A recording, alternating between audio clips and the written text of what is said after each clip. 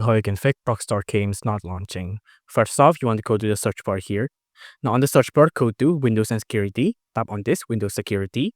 Now on Windows Security, go to Virus and Threat Protection. Scroll on the way down, tap on Manage Settings.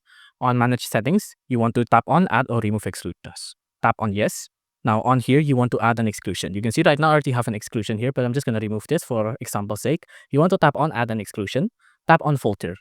On Folder, go to This PC. Go to C, and then you want to find programmed files, 86 here. Tap on that.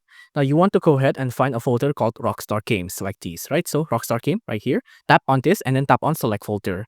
And then you can see it should exclude it right now. The next way you can also fix this, first off, you have to go to the search bar here. On the search bar, you have to go to Settings.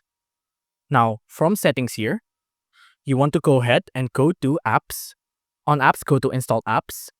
On Install Apps on the search bar here, you want to find OneDrive, right? So tap on OneDrive, type it in like this. Once it loads, you can see there's Microsoft OneDrive. If you actually use OneDrive, obviously don't uninstall this, right? Keep it. But if you don't use OneDrive, then you have some good uninstalling it because it does have some compatibility issue with the Rockstar launcher.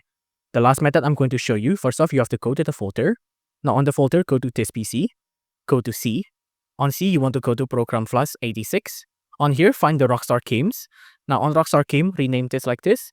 Rename it and add a little line on the front like this. Tap on Enter. And then that's it. That should fix your issue.